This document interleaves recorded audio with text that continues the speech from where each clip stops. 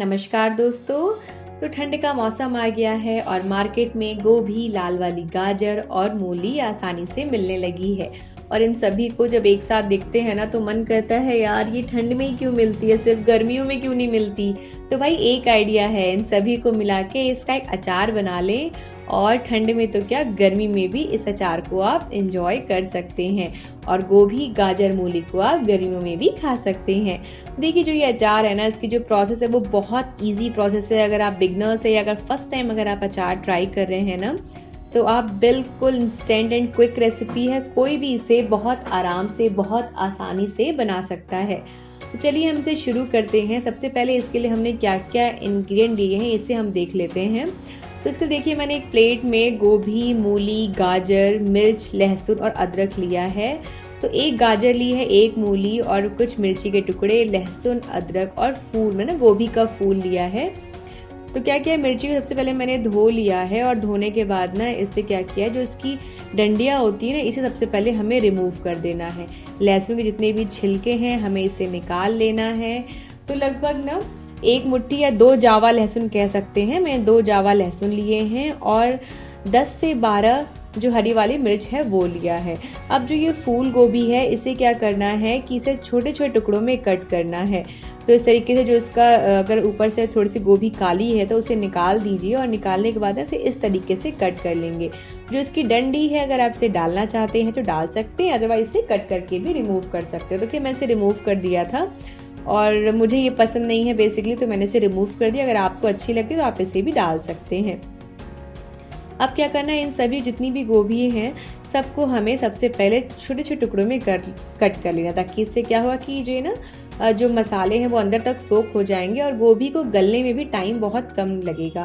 तो इसलिए बड़े बड़े टुकड़े इसके मत कीजिएगा, इसके छोटे छोटे टुकड़े ही कीजिएगा। तो इस तरीके से हमें इसे कट कर लेना है और कट करने के बाद गोभी को छोटे छोटे पीसेस में तोड़ लेना है। देखिए इस तरीके से हमने सभी गोभी के टुकड़ों को हमें कट कर लेना है। अब क्या करना है, हमने इसके लिए एक मूली ली है। तो मूली क्या है, ऊपर से इसमें रूट्स हैं और थोड़ा ना ब्लैक कलर की है। तो क्या करना है, हमें इसे पीलर की हेल्प से ना इसे पहले पील कर लेंगे हम। तो इस तरीके सबसे पहले हम मूली को और गाजर को दोनों की प्रोसेस को ही सेम रखना है और इसे छील लेंगे। तो अगर आप ज़्यादा क्वांटिटी में अचार बना रहे हैं तो गाजर और मूली का रेशियो सेम रख के आप गोभी पूरा एक फूल ले सकते हैं गोभी का।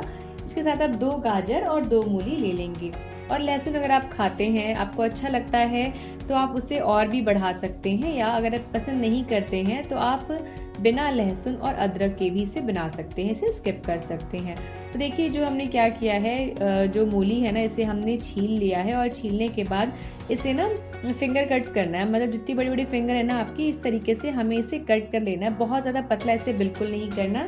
एक इसके पार्ट में 3 से 4 टुकड़े आराम से हो जाएंगे, तो इसके इस तरीके से टुकड़े कर लेंगे। तो जिस तरीके से हम मूली को काट रहे हैं ना, सेम इसी तरीके से हमें गाजर को भी कट करना है। सबसे पहले इसे पील कर लेंगे और पील करने के बाद हमने गाजर को भी इस तरीके से काट लिया है। देखिए गाजर में जो येलो वाली नस होती है ना उसे हम ज़रूर रिमूव कर देंगे। अब इन सभी को हमने एक साथ ले लेंगे, मूली, गाजर और गोभी। इन सभी को सबसे पहले हमें क्या करना है, अच्छे तरीके से वॉश करना है।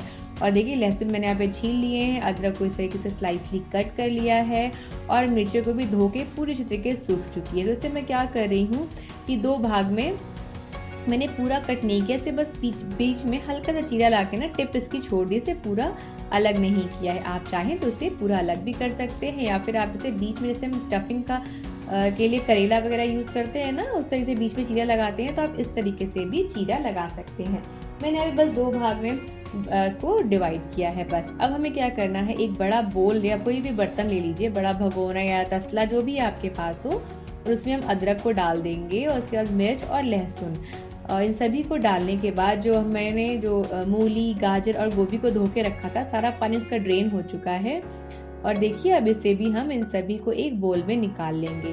सबसे पहले हमें क्या करना है, इन सभी को इकट्ठा करके ना हम इसमें नमक और हल्दी डालेंगे, जिससे सब्जी में जो एक्सेसिव पानी होगा वो निकल जाएगा। तो इसलिए इसमें 1 छोटा चम्मच में नमक डाल देंगे और इसके बाद हम इसमें आधा चम्मच हल्दी डाल देंगे। इन सभी को डालने के बाद इसे अच्छी तरीके से मिक्स कर लें। आप चाहे तो स्पैचुला की हेल्प से या टॉस करते हुए इसे मिक्स कर लें, या फिर इसमें क्या करना है कि आपको अपने हाथ का यूज़ करके भी इसे आप कर सकते हैं। आप चाहे तो ग्लव्स भी पहन सकते हैं, क्योंकि हमने इसमें मिर्च भी डाली है, तो अगर आपके हाथ में बहुत सेंसिटिव है तो आप क्या करिए, ग्लव्स पहन लीजिए, और ग्लव्स पहनने के बाद आप इसका यूज़ कर सकते हैं।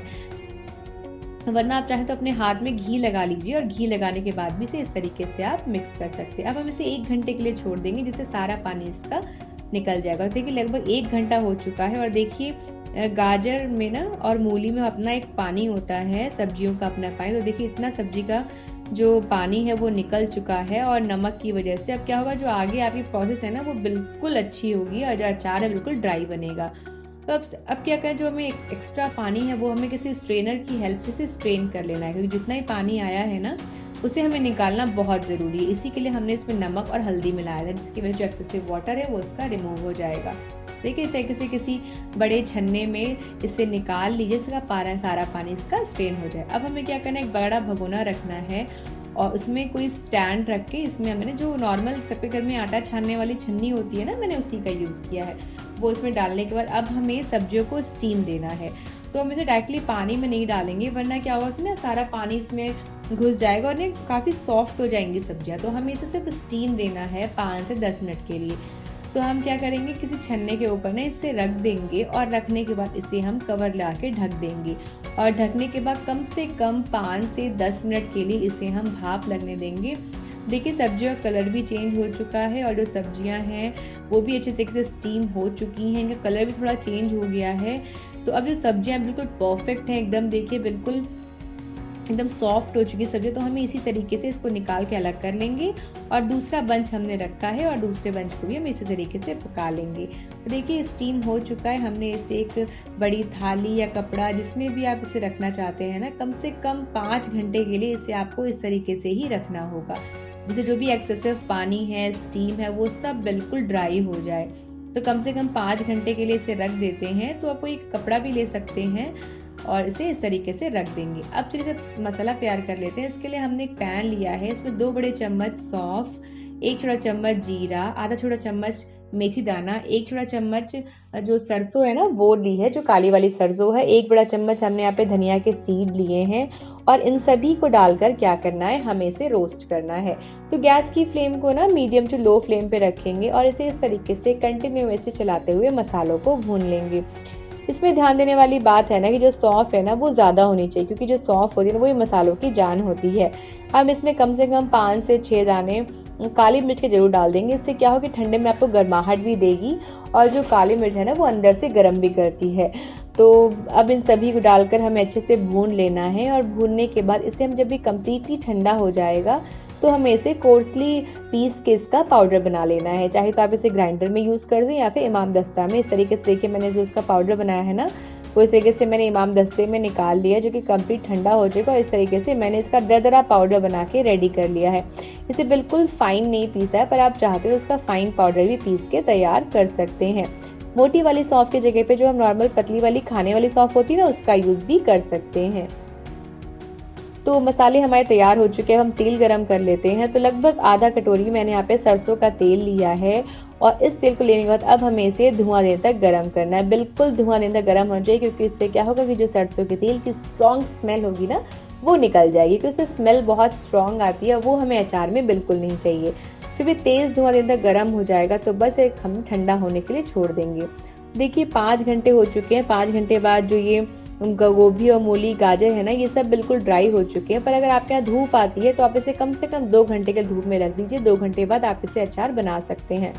पर मेरे यहाँ क्या है कि धूप नहीं आती, तो इसलिए मैंने कम से कम 5 घंटे के लिए इसे नॉर्मल पंखे में रख दिया था, जिसकी वजह से भी ये ड्राई हो गए हैं। अब हमें क्या करना है, एक बोल में इसे हम निकाल लेंगे। तो जो है मैंने यहाँ पे स्टील का बर्तन ही यूज़ किया है। अब हम इसमें मसाले डालेंगे। तो इसके लिए हमने इसमें 1 छोटा चम्मच अजवाइन डाला है, और आधा छोटा चम्मच ना कलौंजी, जिसे हम अनियन सीड या मंगरेला भी बोलते हैं, वो हमने डाला है। अब यहाँ पे हम नमक डाल देंगे। तो मैंने यहाँ पे लगभग 1 बड़ा चम्मच नमक डाला है। नमक ज़्यादा होना चाहिए इसमें, तो इससे क्या होगा कि जो आपका अचार है बहुत लॉन्ग टाइम तक प्रिजर्व रह सकता है। इसको बाजार से रंग देने के लिए इसमें कश्मीरी वाली लाल मिर्च डाली है, और जो मसाले हमने कोर्सली ग्राइंड किए थे उन सभी को हम इसमें डाल देंगे। इसे डालने के बाद यहाँ पे हाफ टी स्पून अमचूर पाउडर डाल देंगे और हाफ टी स्पून ही हमने यहाँ पे हल्दी पाउडर डाला है। हल्दी पाउडर हमने पहले भी यूज़ किया इसलिए इसमें कम ही डाला है। और इसके बाद हम नमक, मुझे कम लगा था तो मैंने नमक इसमें और डाल दिया और थोड़ा सा इसमें हींग डाला है। हींग डालने के बाद क्या करना है, अब जो तेल है वो पूरी तरीके से ठंडा हो चुका है। तो ठंडा होने के बाद अब क्या करना है कि इसमें हम तेल को डाल देंगे। तो पहले हमने थोड़ा तेल डाला है और ऐसे डालने के बाद हम इसे अच्छे तरीके से मिक्स कर लेंगे। तो देखिए अचार बनाने में बिल्कुल मेहनत नहीं लगी, जहाँ मैंने सब इसे काटना है और इसे स्टीम करना है। स्टीम करने के बाद इसे धूप में या फिर नॉर्मल पंखे के नीचे सुखा देना है और सुखाने के बाद बस जो नमक, हल्दी, मिर्च, अजवाइन, कलौंजी और तेल, बस इन सभी को हमें इसमें डालना है और डालने के बाद इसे अच्छे तरीके से मिक्स कर लेना है और बस आपका झटपट सा ये अचार बनके बिल्कुल तैयार हो चुका है। बहुत ही कम टाइम में, कम मेहनत में ये अचार बन जाएगा। और सबसे मज़े की बात तो ये है किसी को ताज़ो भी नहीं होगा, मतलब किसी को पता ही नहीं चलेगा कि आपने ये जो अचार है वो फर्स्ट टाइम ट्राई किया है। मेरे कहने पे आप इस अचार को ना ज़रूर ट्राई करिएगा, क्योंकि मैंने भी इसे फर्स्ट टाइम ट्राई किया था और सीरियसली अनबिलीवेबल, ये अचार खाने में इतना टेस्टी लगा था, इतना अच्छा लगा था। तो मेरी मम्मी ये बनाती थी और मैंने उनसे पूछ के ये रेसिपी यहाँ पे शेयर की है और आई होप, मतलब बचपन में तो हम इसे बहुत खाते थे, अब मैंने इसे खुद बनाया है और सीरियसली खाने में बहुत अच्छा लगा था मुझे भी। तो देखिए अब जो है इसे मैंने 1 घंटे के लिए इस तरीके से मिक्स करके रख दिया था। 1 घंटे बाद आप सब मसालों को अच्छी तरीके से मिक्स कर लेंगे। इससे क्या होगा कि जितने भी मसाले आपने इसमें डाले हैं ना सब्जियों में, वो सब अच्छी तरीके से साथ मिक्स हो जाएंगे। और अब आप चाहें तो इसे 1-2 दिन तक धूप दिखाने के बाद बर्नी में भर सकते हैं, या फिर इस तरीके से कोई बर्नी लीजिए, जो बर्नी साफ़ होनी चाहिए, बिल्कुल स्टरलाइज होनी चाहिए। आप ल्यूकवार्म वाटर से इसे धो सकते हैं और फिर इसे धूप दिखा सकते हैं। उसके बाद आप बर्नी में डाल के भी धूप में रख सकते हैं, तो या फिर आप जिस भगोने में आपने बनाया है डायरेक्टली उसी को आप धूप में रख दीजिए 1-2 दिन तक। उसके बाद आप इसे बर्नी में भर सकते हैं। पर मैंने यहाँ पे क्या किया है कि पहले मैं इसे बर्नी में भर लूँगी और उसके बाद फिर मैं इसे कॉटन के कपड़ा ना इसके ऊपर रख दूँगी और उसके बाद मैं इसे 1-2 दिन तक अचार को धूप दिखा दूँगी और जो ये अचार है बन के बिल्कुल रेडी हो जाएगा, तुरंत खाने वाला हो जाएगा। आप इसे तुरंत खा सकते हैं और ये अचार वाकई किसी भी सब्जी के अगर नहीं बनाई है आपने ना, सिर्फ रोटी के साथ भी इसका टेस्ट बहुत अच्छा आएगा। आप इस रेसिपी को अपने घर पे ज़रूर ट्राई कीजिएगा और अपने कमेंट मेरे साथ शेयर करना बिल्कुल मत भूलिएगा। तो देखिए इस तरीके से मैंने क्या किया है, जो अचार ना वो बर्नी में भर दिया है और वाकई मतलब ये अचार था ना, मैंने खुद खाया, मुझे खुद नहीं लग रहा था कि ये मैंने बनाया है। इतना टेस्टी, इतना अच्छा बना था ये अचार। यकीन मानिए आप इस रेसिपी को ज़रूर ट्राई कीजिएगा और मुझे कमेंट करके ज़रूर बताइएगा कि आपको ये अचार को बनाने में टाइम कितना लगा। खैर टाइम तो जो लगा, ये खाने में आपके हाथ का अचार कैसा लगा आपको खाने में। आप एक बार बनाएंगे तो आप हर बार इस अचार को बनाना पसंद करेंगे और इसे प्रिजर्व करके रखेंगे ताकि आप इसे बाद में भी खा सकें। तो जो हमारा अचार है वो बनके तैयार हो चुका है बिल्कुल। और मैं जो है इसको तो भाई अब मैं धूप दिखा के इसे खाने वाली हूँ कल परसों से ही। तो आप इसे कब बना रहे हैं मुझे अपने साथ ज़रूर बताइए और आपने जो अचार बनाया सभी को कैसा लगा कमेंट करके मुझे ज़रूर बताइएगा। अगर आप मेरे चैनल पे पहली बार विजिट कर रहे हैं तो मेरे चैनल को प्लीज़ लाइक, शेयर, सब्सक्राइब करना ना भूलें। Thank you so much for watching my video.